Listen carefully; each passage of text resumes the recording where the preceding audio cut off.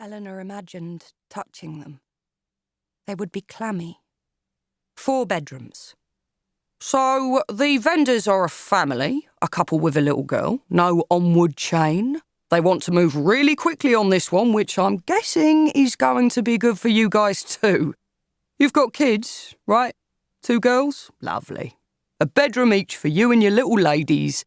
And then you've got a spare room, or a study. They were on the top floor. Eleanor began to feel slightly peculiar here. It was almost airless, as if they were too far from the central nervous system of the house. There was only one room he hadn't shown them. Michael stopped with his hand on the door and said, "OK, so you're going to need to use your imagination with this one." He stumbled. There seemed to be a little resistance from somewhere, and then the door gave and swung open too fast. Inside, the walls were covered in writing. A child's writing. The name Emily appeared again and again in capitals, sometimes very small, sometimes huge, covering almost all of the white. There were frantic scribbles, large clouds of line, and faces, dwindling to pointy chins with tiny dash-like mouths and enormous eyes. Despite the blaze of black ink on the walls, the rest of the room was curiously still.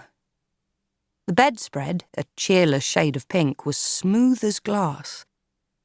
A collection of toys, which struck Eleanor as vaguely old-fashioned, was arranged in a neat pile on the pillows. There was no other furniture, only a leather suitcase in the corner of the room.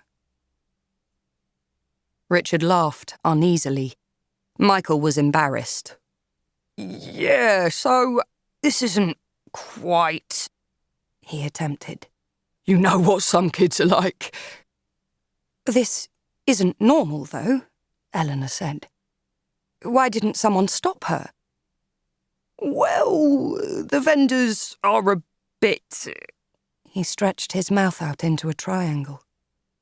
"But all you need is a coat of paint, and that room's as good as new." They were silent in the car. Eleanor was anticipating the argument they were going to have. She felt helpless, defeated before they'd even begun. The 4 bedrooms, the outside space, the area, the schools, transport links. It didn't feel right. What does that even mean?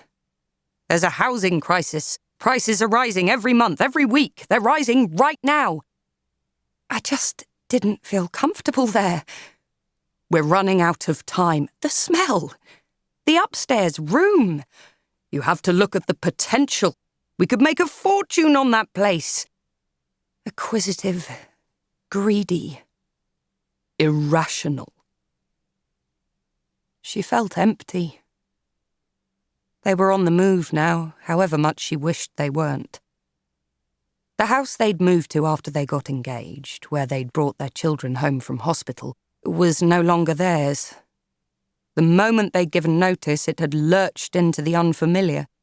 Its flaws and eccentricities became unbearable when there was no point fixing or tolerating them. She had never felt less welcome than in the house they had seen that afternoon, but she was unwelcome in her own home now. And she knew their resources were slowly depleting. Time, energy, childcare, love. It was only when they were getting ready for bed that it surfaced, vivid and sharp. An image of the kitchen sink, surrounded by perfectly clear, sterile metal. She tried to picture the bathroom and was certain it was the same. She could see unbroken planes of enamel, unpunctuated by signs of life. Think about it, Richard. There was nothing. No washing up liquid, no toothbrushes, no soap. It was empty. Richard threw his shirt on the chair in their bedroom. They were probably just tidying up before the viewing. Shoved it all in a cupboard. I don't think they live there anymore. He said...